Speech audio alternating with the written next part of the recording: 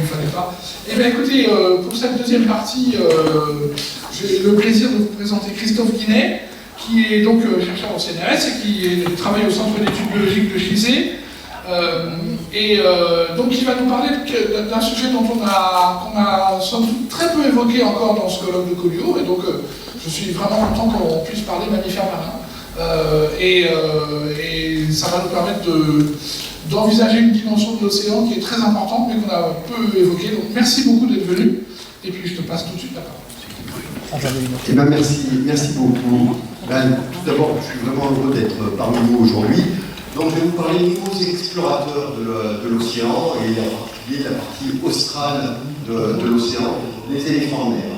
Alors, tout d'abord, moi je viens d'un laboratoire d'écologie, et un laboratoire qui travaille sur les oiseaux, les mammifères, les reptiles, et donc situé dans le Deux-Sèvres, le centre d'études biologiques de Gizeh, et qui a une équipe d'une dizaine de chercheurs qui travaillent sur l'écologie des oiseaux et des mammifères marins, principalement dans les terres australes et en partie françaises. Alors, ce qu'il faut savoir, c'est que nous sommes la troisième génération de chercheurs à travailler sur ces questions-là. Donc, c'est des travaux qui ont commencé pour certains d'entre eux il y a plus de 70 ans, et notamment des travaux sur les grands albatros. Le laboratoire a été l'un des premiers à équiper les grands albatros de balises Arctos. Donc, ça, c'est une femelle grand albatros qui a été équipée au niveau de crozet. Voilà, pendant son année de reproduction, elle est restée autour faisant des allers-retours entre l'île de la Possession et des voyages en mer pour trouver sa nourriture, pour nourrir son poussin. Et puis, il y a une année complète sabbatique entre deux reproductions. Et là, pendant cette année-là, elle part s'alimenter le long des côtes du Chili, à plus de 15 000 km de crozet. Alors ça, pourquoi je vous montre ça, c'est important de comprendre quelle partie de l'océan ces animaux utilisent, parce que si vous avez un déclin de population, bon, ça peut être lié à quelque chose qui se passe autour de crozet, ou quelque chose qui se passe là, qui est plusieurs dizaines de milliers de kilomètres de leur site de reproduction. Et donc ça, c'est vraiment le travail qu'on fait à Gizeh, c'est ces suivis à long terme. Donc là, c'est l'évolution de l'effectif du couple de grands albatros sur l'île de la Possession. On voit qu'il y a eu un effondrement au cours des années 70 jusqu'au milieu des années 80 et une reconstitution des effectifs. Alors, est-ce que vous avez une idée de ce qui a pu se passer pour expliquer ce déclin de la population d'albatros? Alors, on en a beaucoup parlé hier, c'est le thème, c'était souvent la pêche. Et bien, en fait, ces albatros ont été victimes de la pêche à la palandre, au long line, qui servait à pêcher des thons en zone subtropicale. Et puis des mesures ont été prises, ça a été mis en évidence, et à partir du moment où il y a des mesures qui ont pu être prises, et bien, les effectifs ont pu commencer à se reconstituer. Et puis par ailleurs, il y a des suivis d'oiseaux qui sont identifiés individuellement au moyen de vagues. Alors ce travail sur les albatros, il est fait en fait sur des dizaines d'espèces d'oiseaux et mammifères marins, et là c'est juste une carte de la distribution de ces oiseaux marins équipés à crozet et à Kerguelen. Donc en vert des oiseaux, en bleu des manchots et en orange des pinnipèdes. Donc vous voyez qu'en équipant des oiseaux et des mammifères marins autour de crozet et Kerguelen, vous avez une couverture quasi globale du secteur indien de la partie australe de l'océan. Alors, un autre exemple, le cas des manchots royaux. Les travaux conduits par mon collègue Charles Desbosques ont permis de montrer que ces manchots, ils se reproduisent dans l'archipel crozet, mais ils partent tous s'alimenter, ou presque tous s'alimenter en direction du sud, pour atteindre une structure frontale, donc une frontière entre deux masses d'eau, le front polaire. Et donc la question c'était de se poser pourquoi ils cherchent à aller au niveau du front polaire. Et pour comprendre ça, ce collègue il a équipé ses manchots avec des capteurs au niveau du bec, ou des sondes de température œsophagienne. Alors qu'est-ce qu'il a cherché à faire en équipant ces oiseaux avec des capteurs au niveau du bec? Est-ce que vous avez une idée de pourquoi? Qu'est-ce qu'on va essayer de déterminer? Hein? La quantité, en fait, c'est quand est-ce qu'il capture une proie. Et donc parce qu'on va pouvoir détecter chaque fois qu'il ouvre le bec, et puis quand le poisson glisse dans l'œsophage, il a la température de l'eau, cet oiseau c'est un monotherme, sa température est de l'ordre de 37 degrés, on a une baisse de la température dans l'œsophage. Et donc on peut comptabiliser le nombre, à quel moment de poissons sont capturés, et à quel moment ils sont capturés.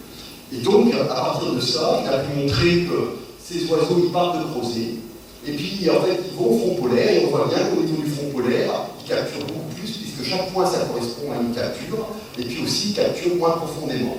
Puis en quittant le front polaire, ils s'alimentent encore pendant une journée, puis ils rentrent directement sur la colonie sans s'alimenter. Parce qu'ils essayent à ce moment-là de rentrer le plus rapidement possible à la colonie pour aller nourrir le poussin qui attend. Alors, à quoi ça sert tout ça? Ce suivi, il a fait sur une quinzaine d'années, et on voit que dans ces années, il y a des années qui sont beaucoup plus chaudes. On a parlé hier du phénomène El Niño, et on voit que ces années, par exemple, plus chaudes, le front polaire va plus au sud, et donc les oiseaux doivent parcourir de plus grandes distances entre crozet et front polaire. C'est-à-dire qu'en certaines années, ils parcourent 300 km, et des années particulièrement chaudes, ils doivent parcourir 600 km. Et ça va avoir des conséquences sur leur reproduction.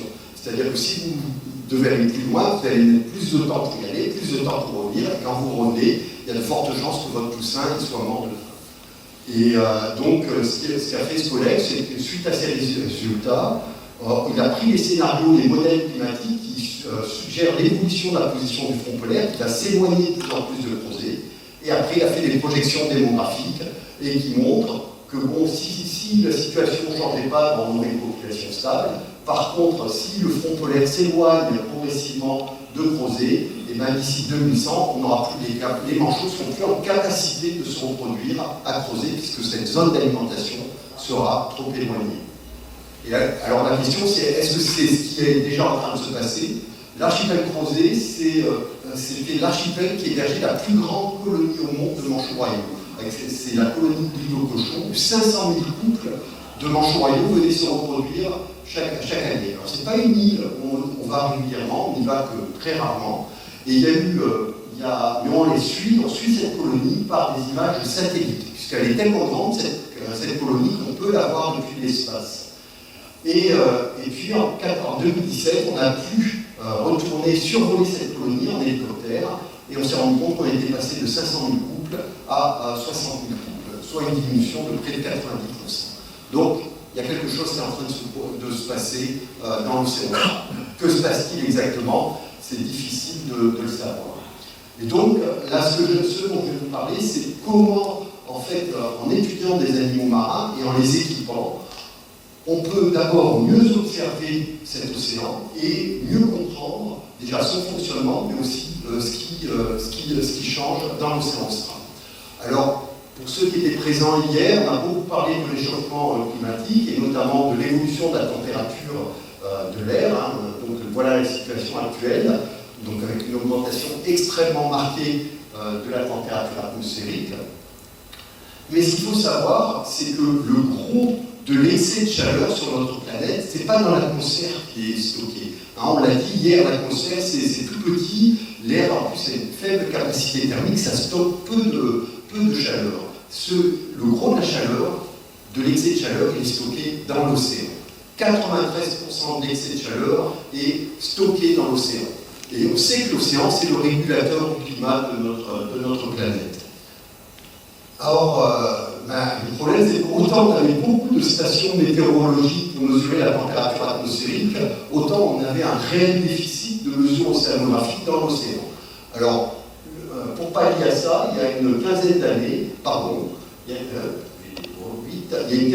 il y a des systèmes, des profileurs Argo, c'est des robots autonomes qui ont été relargués dans l'océan mondial. Il y en a à peu près 3000 en fonctionnement continuellement dans l'océan mondial. Qu'est-ce que font ces profileurs? Ils stationnent à peu près à 1000 mètres de profondeur pendant une dizaine de jours. Au bout de 10 jours, ils descendent à 2000 mètres de profondeur et ensuite ils remontent à la surface. Et en remontant à la surface, ils vont mesurer toutes les secondes la température et la salinité. Et lorsqu'ils arrivent à la surface, ils transmettent ces données par satellite.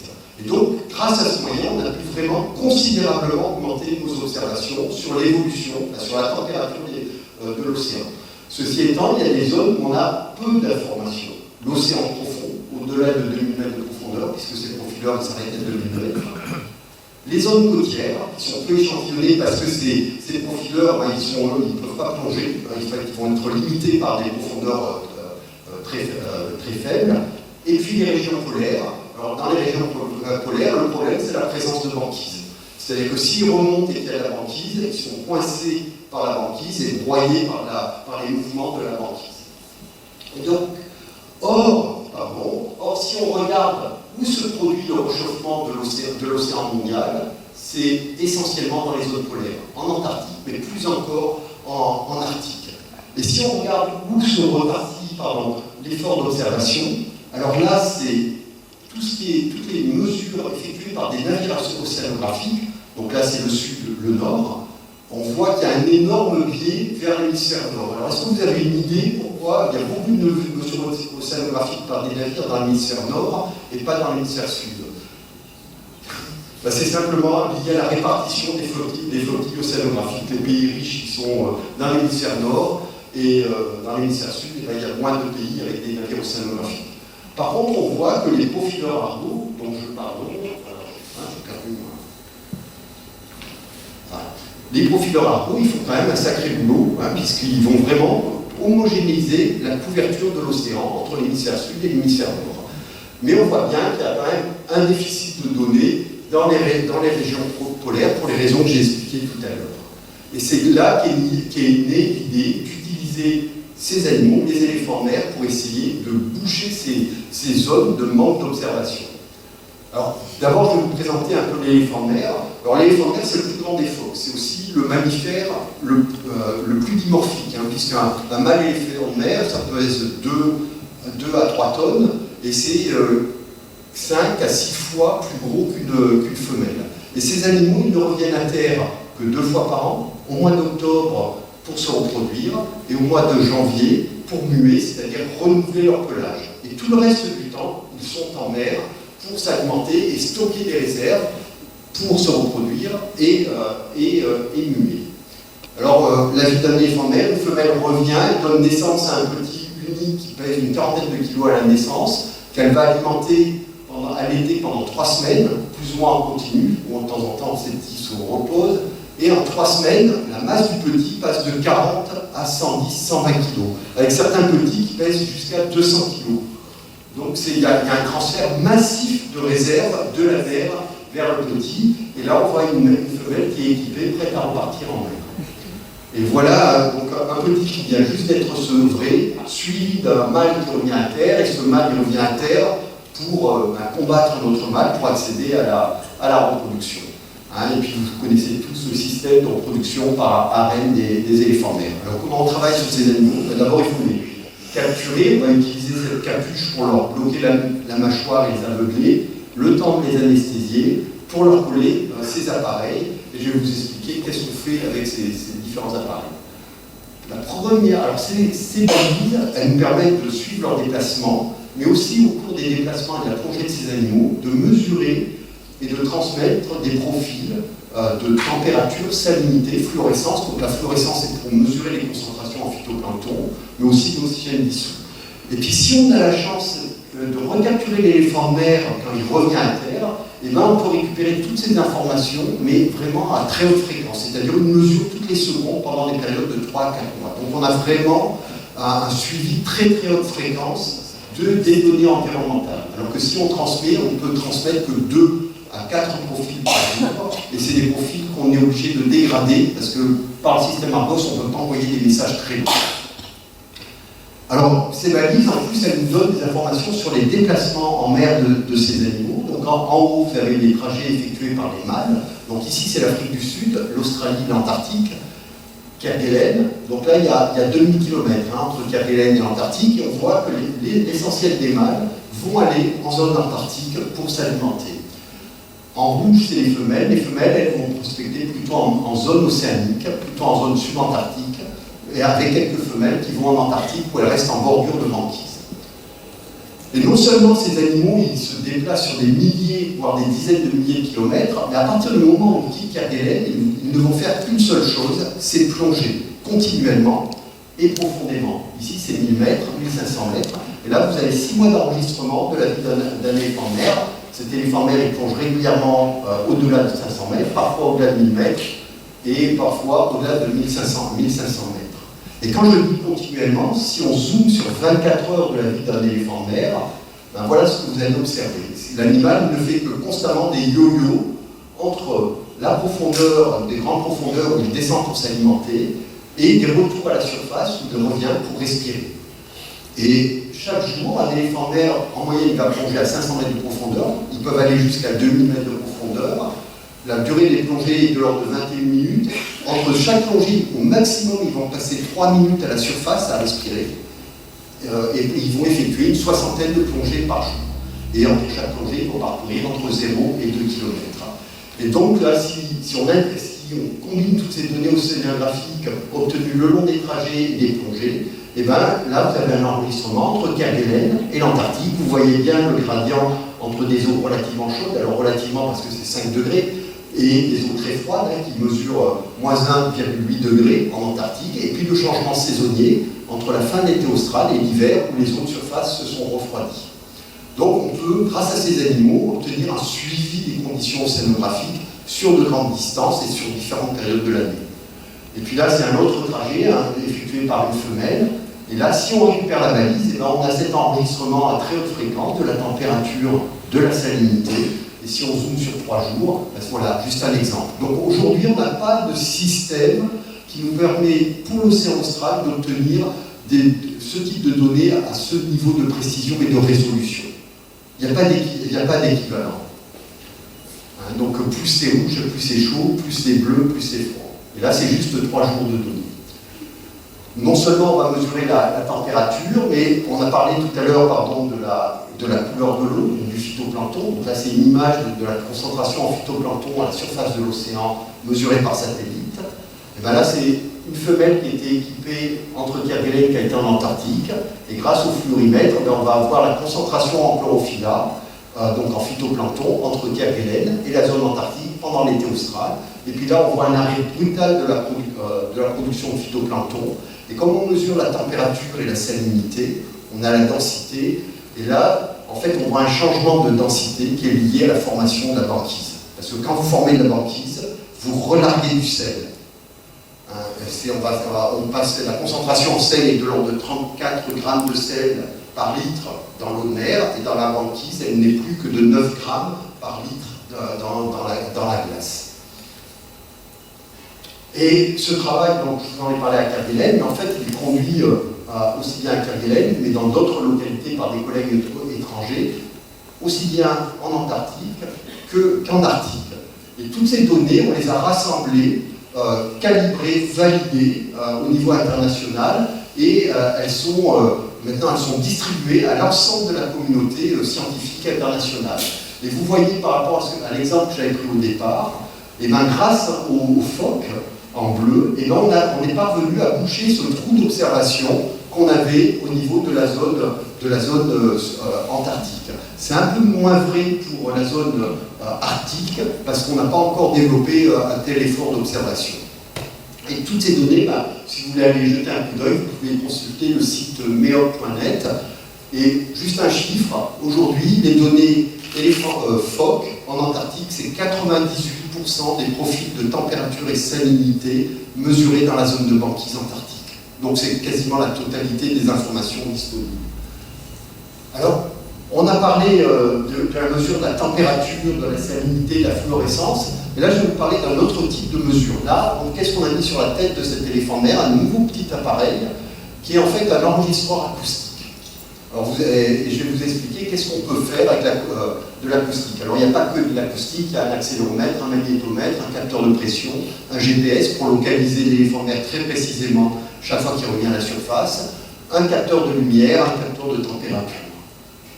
Et bien, lorsque l'éléphant de mer plonge, quand il est au-delà de 300 mètres, il y a du bruit.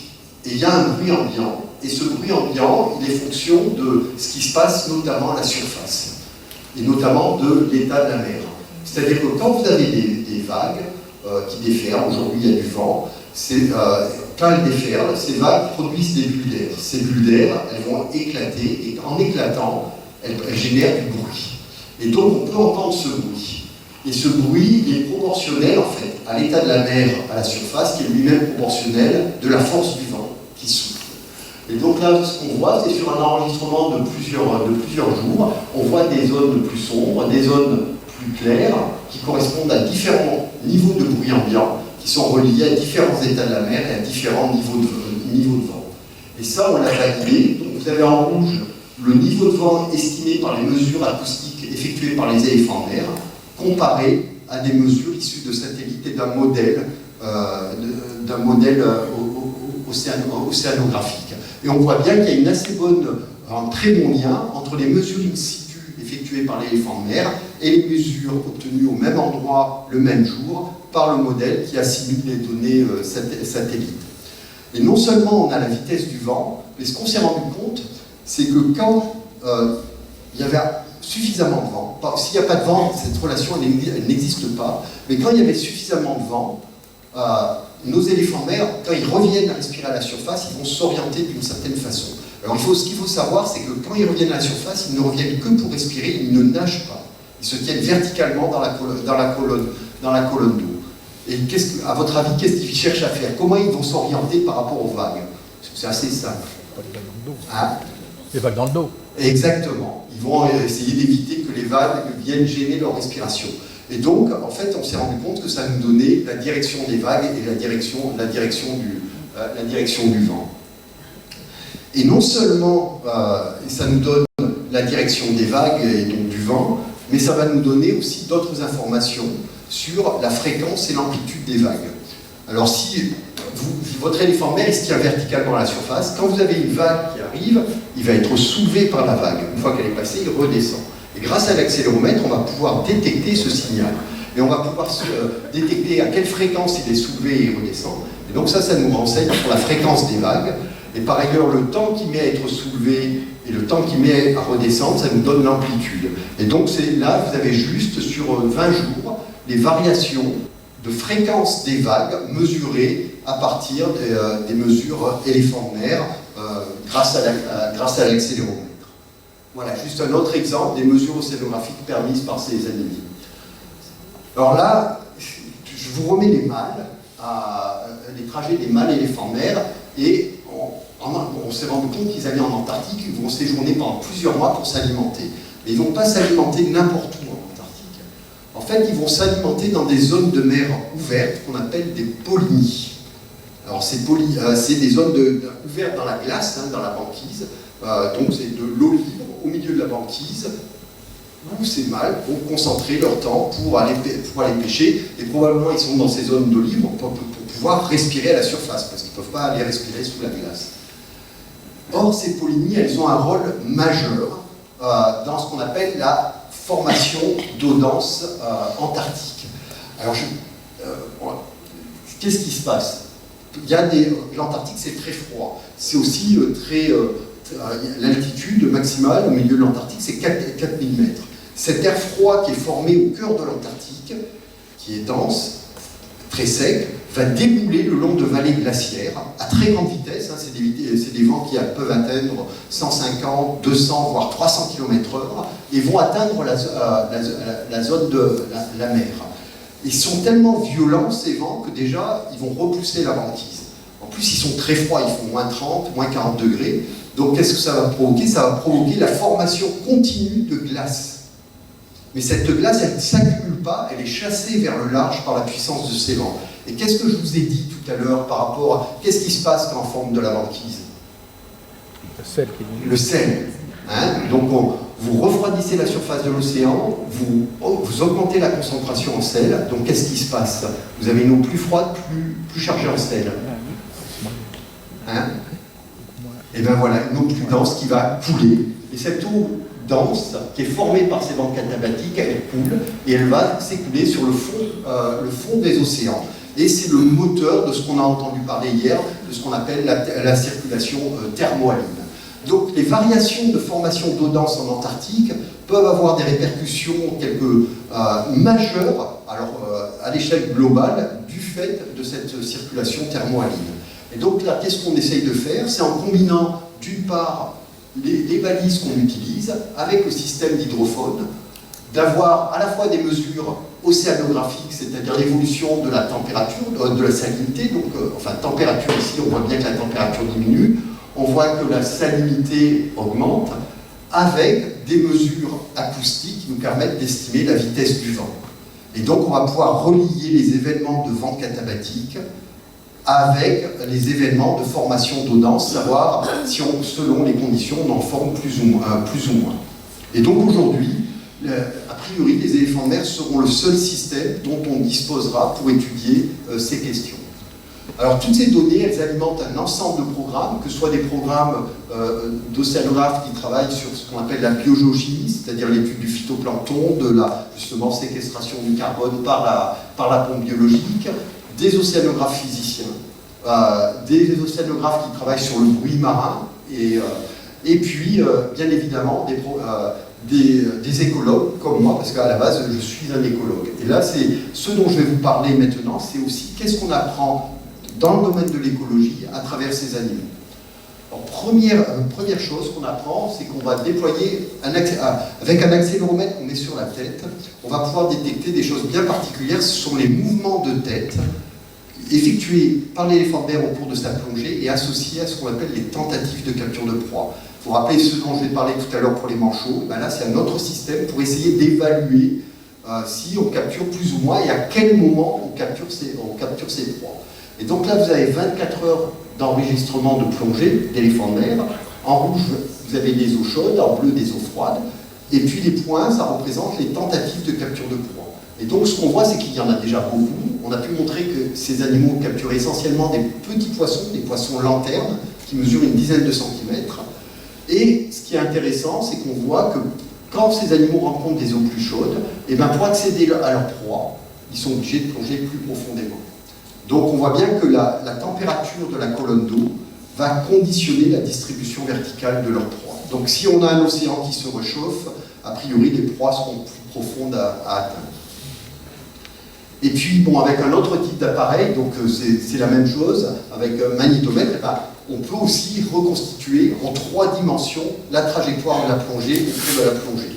Donc là, vous avez une plongée d'un éléphant de mer parti de la surface et qui au fond trouve beaucoup de proies, donc il zigzague. Chaque point rouge, ça correspond à une tentative de capture de proie. En fait, à ce moment-là, il essaye de rester dans la même zone, au niveau d'un plan, d'une couche d'eau donnée, avant de remonter à la surface pour respirer. Et puis, grâce à ces mesures acoustiques, donc là, vous avez un profil de plongée, les enregistrements acoustiques, donc plus c'est rouge, plus c'est bruyant. Donc il y a la phase de descente, où on a un bruit de fond lié au bruit lié à l'écoulement de l'eau sur l'hydrophone. Au fond, c'est plus variable, c'est-à-dire que l'animal, des fois, avance rapidement, des fois, est assez inactif, et puis une remontée régulière. Et puis ici, là, ce que je voulais surtout vous montrer, c'est qu'est-ce qui se passe à la surface, donc là, ce qui suit la plongée. Et donc là, vous avez l'enregistrement, on a zoomé sur l'enregistrement pendant les 3 minutes du temps passé à la surface. Et on voit ces petits signaux très réguliers. À votre avis, ça correspond à quoi? Qu'est-ce que remontent faire ces animaux à la surface? Ah, j'ai entendu, mais c'est ça, c'est des mammifères, qu'est-ce qu'ils peuvent faire à la surface? Et respirer. Et en fait, on peut comptabiliser chacune des respirations prises par ces animaux à la surface. Et puis si on zoome là-dessus, non seulement on va détecter les respirations, mais on va entendre, donc là on voit expire, inspire, et puis entre chaque respiration, on voit d'autres petits signaux. Alors ces petits signaux, ça correspond en fait au rythme cardiaque. C'est en fait comme si on leur avait collé un stéthoscope sur le corps.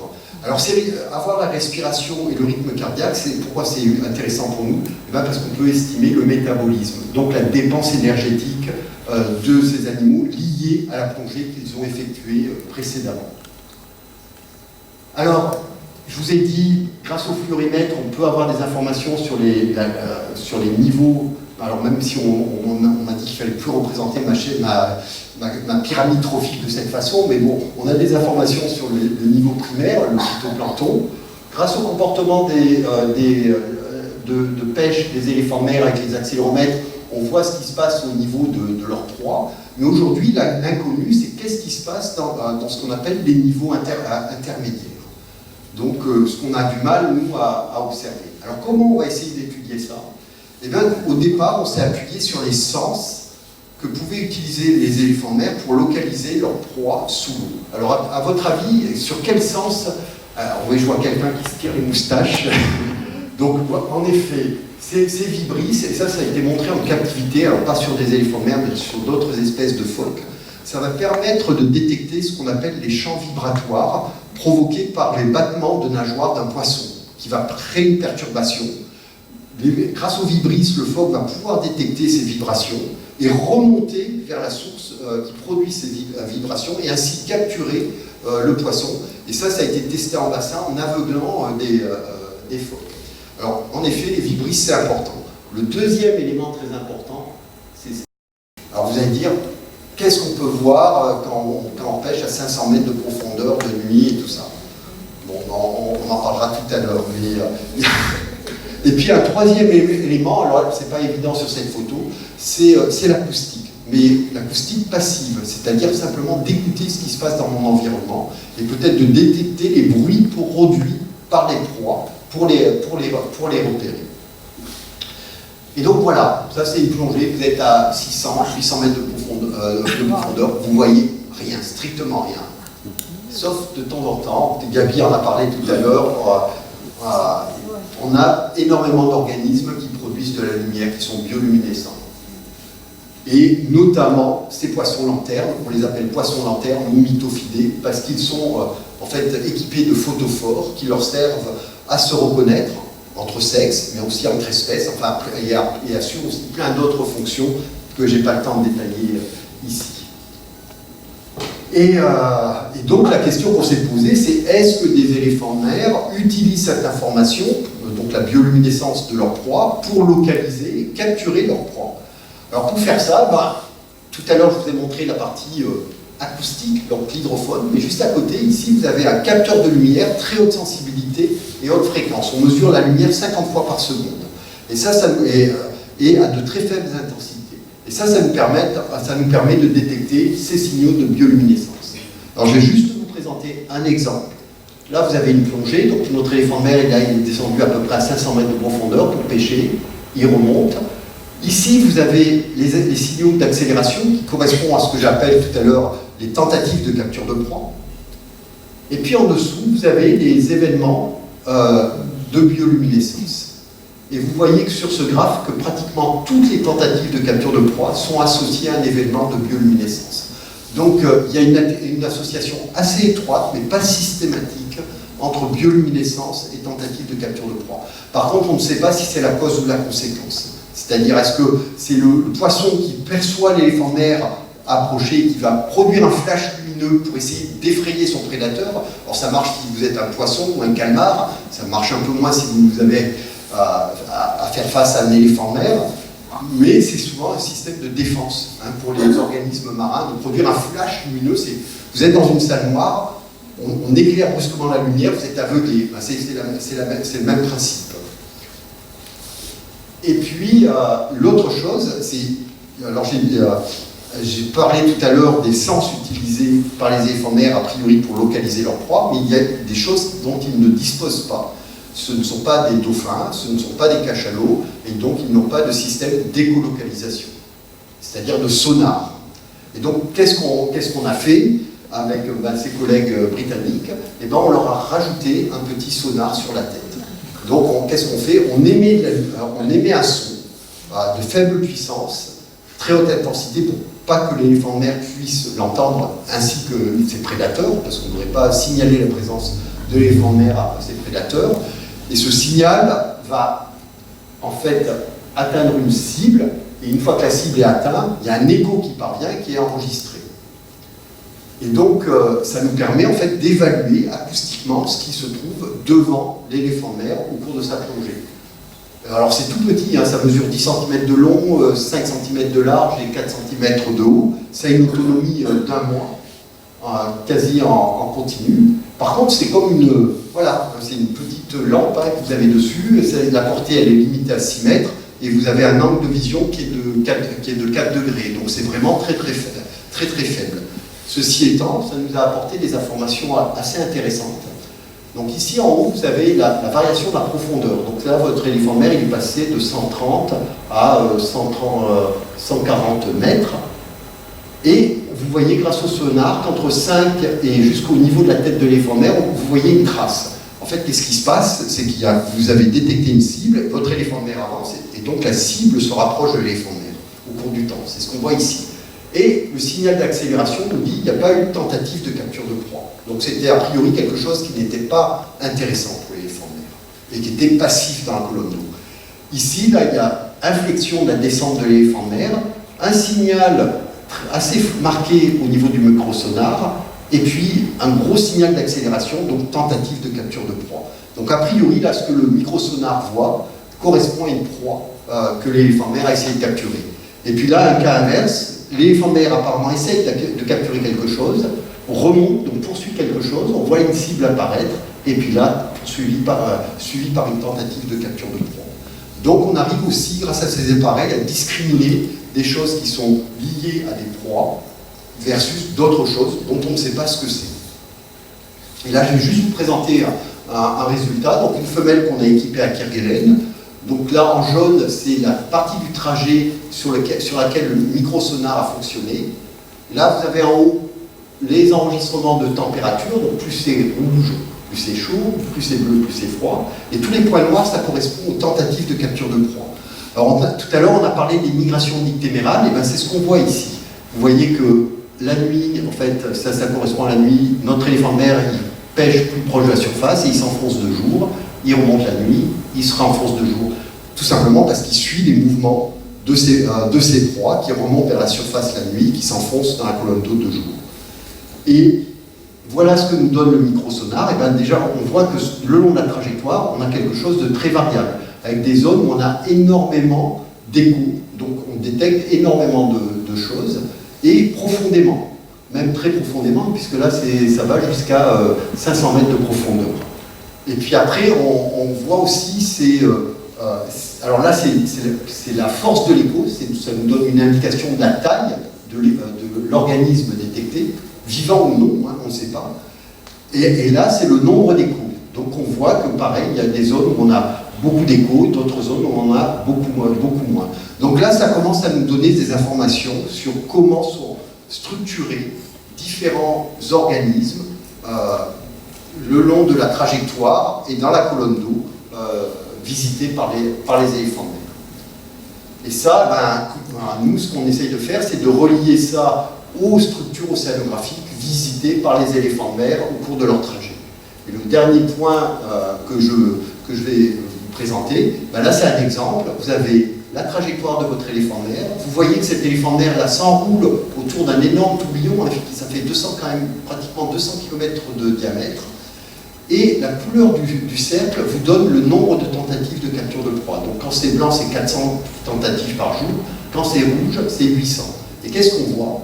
Eh bien que quand cet éléphant de mer atteint la bordure de ce tourbillon, eh bien, il capture 2 fois plus par jour que lorsqu'il était avant d'atteindre ce tourbillon ou après avoir quitté ce tourbillon. Donc ça nous renseigne sur des différences de structuration et de densité de proie en lien avec des structures océanographiques dans l'océan austral. Et on n'a pas beaucoup de systèmes, de moyens d'évaluer ça. Et ça, c'est l'intérêt du travail, je dirais, qu'on fait sur les éléphants de mer, c'est qu'en simultané, on va avoir des informations sur la biologie, les proies, les organismes, mais aussi des mesures océanographiques, donc la température, la salinité, la fluorescence.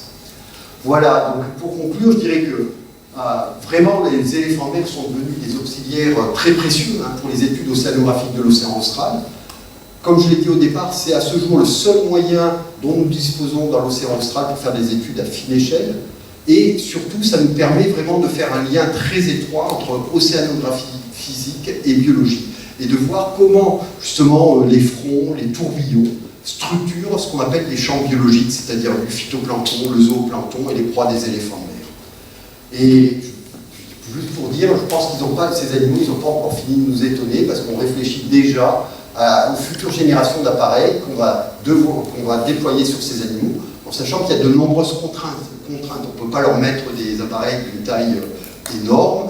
Ces animaux, ils partent 4 mois, 6 mois, 8 mois en mer, donc il faut qu'on se préoccupe de la consommation d'énergie de nos appareils pour qu'ils durent longtemps. Donc il y a beaucoup de contraintes technologiques, Et ça, il y a un partenariat extrêmement étroit avec les électroniciens pour produire les appareils des futurs qui nous serviront à poursuivre ces travaux dans les années qui viennent. Et donc, je dirais, c'est vraiment, de mon point de vue, un travail purement et inter et pluridisciplinaire. Voilà. Merci beaucoup pour votre attention. Puis si vous avez des questions, j'essaierai d'y répondre.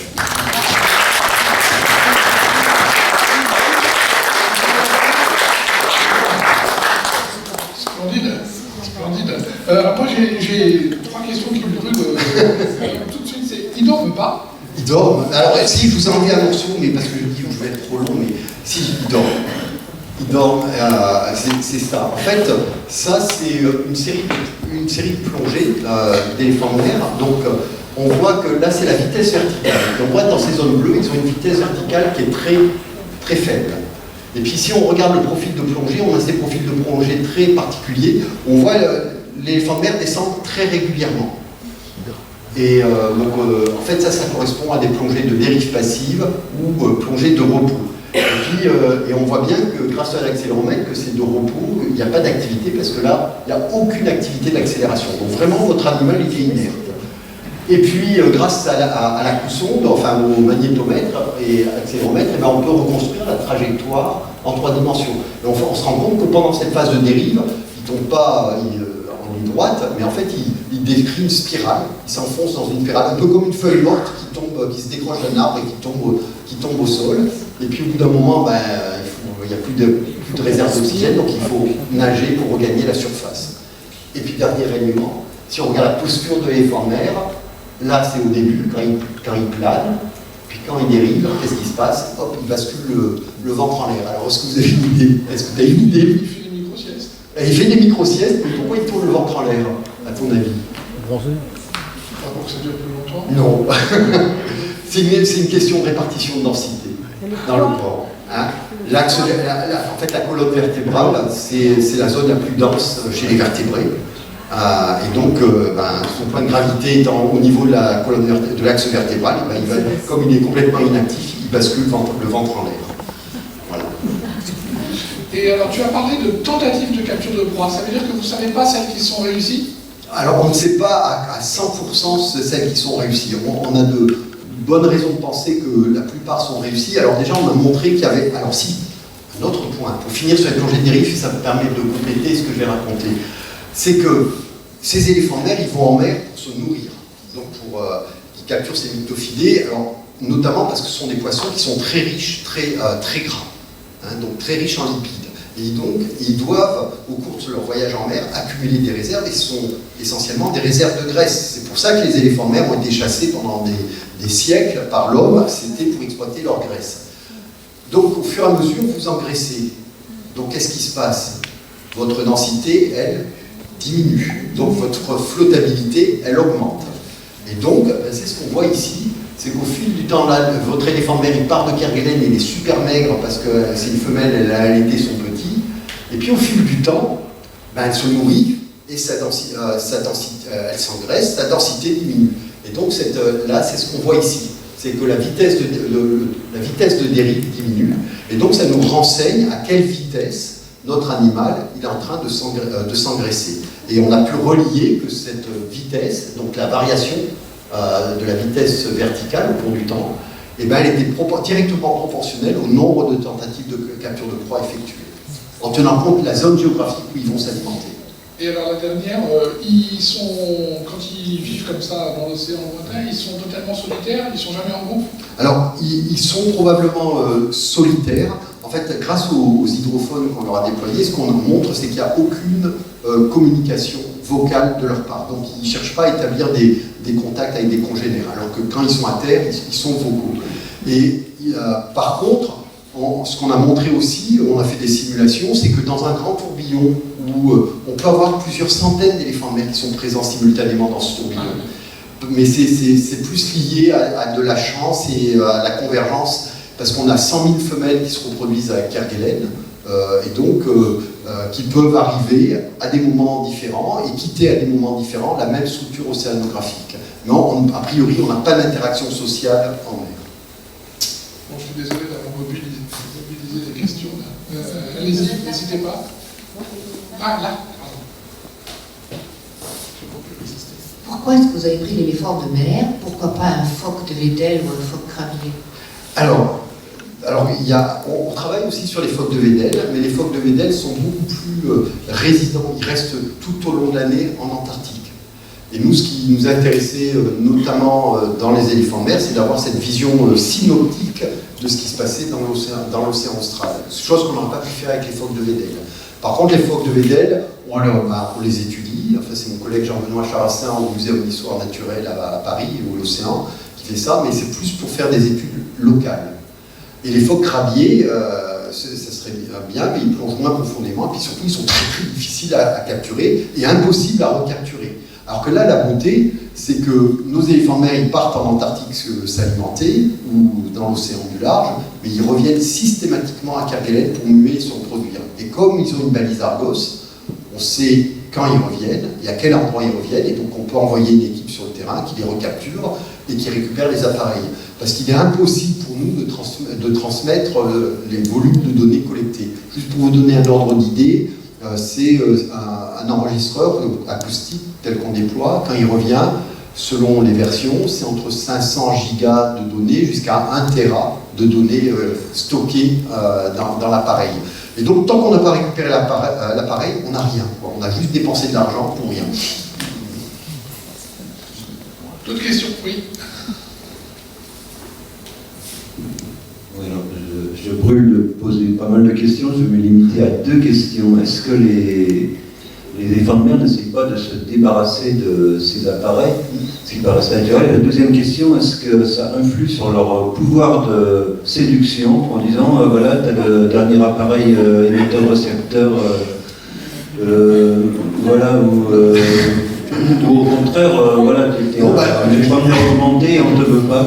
Je pense que ça rajoute à leur sexe à pile, mais non, en fait, au niveau du comportement social, on n'a rien détecté du tout. C'est-à-dire qu'ils sont intégrés, les femelles qui sont équipées sont intégrées parmi les autres, et même ça, des fois ça nous pose des problèmes parce que, comme je disais, on essaye de récupérer toutes les balises qu'on déploie sur ces animaux. Et quand vous arrivez en période de reproduction, que vous avez repéré, et puis que la femelle que vous voulez récupérer, elle est au milieu d'un harem qui fait 1000 femelles, mais elle est vraiment au cœur du harem, bah là vous rigolez pas, quoi, parce que ça, c'est pas facile, parce qu'ils se défendent aussi, quoi. Enfin, c'est pas des animaux agressifs, mais ils ont quand même de bonnes dents, et on n'a pas envie de se faire mordre. Donc non, on n'a pas pu détecter d'aversion des congénères par rapport à des animaux équipés versus des individus non équipés. Et après, est-ce que ça a eu des effets? Parce qu'en fait, c'est ça qui nous intéresse, c'est-à-dire sur les performances de pêche, sur la probabilité de survie, sur la qualité des jeunes produits. Donc ça, c'est des travaux qui ont été effectués par nos collègues australiens et publiés, qui ont montré qu'en fait, on n'arrivait pas à détecter de différence en comparant donc, des femelles juste identifiées, marquées, et versus des femelles marquées et équipées, et on n'avait aucune différence dans aucun des paramètres étudiés, c'est-à-dire la survie, qualité des jeunes produits, fréquence de reproduction. Et même sur des femelles qui ont été équipées sur des années successives. Ça ne veut pas dire qu'il n'y a pas d'effet du tout, ça veut dire que probablement les animaux sont capables de compenser pour le handicap en leur rajoutant, en collant les balises. Et ça a probablement peu d'effet sur les éléphants de mer, et ça c'est parce que c'est lié aussi à leur mode de déplacement. C'est des animaux qui misent tout sur l'économie, donc c'est pas des nageurs hyperactifs.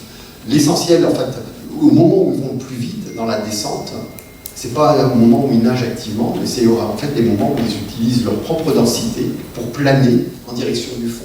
Bon, ça marche que si vous êtes maigre. Après, si vous êtes gras, très gras, là vous allez devoir pédaler pour descendre, et par contre vous allez utiliser votre flottabilité pour remonter. Et vous avez eu des cas de prédation? Des cas de prédation, alors ça c'est difficile à dire parce que malheureusement on a... Voilà. Par contre, on a des moyens d'évaluer la mortalité en mer. Après c'est beaucoup plus difficile de dire les causes de cette mortalité, et ces moyens c'est en déployant 2 balises Argos sur le même individu. Si nos 2 balises... Alors pourquoi on fait ça? C'est que les appareils qu'on pose ont tellement de valeur, on ne peut pas prendre le risque que notre balise Argos s'arrête d'émettre. Parce que si elle s'arrête d'émettre, Kerguelen c'est grand comme la Corse, on ne sait pas où retrouver l'éléphant de mer qui va revenir à terre. Et donc on leur met une deuxième assurance vie C'est une toute petite balise Argos qui nous permet d'avoir juste une information sur la position de l'animal. Et donc, si nos deux balises Argos en mer s'arrêtent en même temps, on sait que la probabilité que l'animal soit mort est élevée. Et comme on a des données qui sont transmises en temps réel, notamment des données de plongée, on peut voir est-ce que c'est une femelle qui avait, par exemple, des difficultés à s'alimenter, qui n'arrivait pas à s'engraisser, ou est-ce que tout semblait se passer normalement et puis d'un seul coup tout s'arrête subitement. Donc on en est amené à émettre des hypothèses sur les causes de mortalité, mais sans en être certain. Vous n'équipez que des femelles? Non, j'ai parlé des mâles tout à l'heure, je vous ai montré. Ouais. Non, mais on équipe. Alors, mais c'est vrai qu'on équipe beaucoup de femelles, et notamment pour tout ce qui est la haute fréquence, parce qu'on a beaucoup plus de chances de les recapturer. On recapture entre 80 et 90% des balises qu'on déploie sur les femelles. On n'est qu'à 40-50% sur les mâles. Alors, parce qu'on équipe des jeunes mâles, et lorsqu'ils reviennent, notamment en période de reproduction, ils n'ont pas un statut de pacha. Parce qu'un statut de pacha, ça les fixerait à un endroit, mais c'est plutôt des mâles périphériques qui se déplacent constamment le long des côtes de Kerguelen. Donc généralement, on arrive à un endroit et ils sont déjà repartis. Donc c'est une course, on joue au chat et à la souris pendant des fois plusieurs jours, et ils gagnent souvent. Bien, et bien merci beaucoup, et on va passer tout de suite.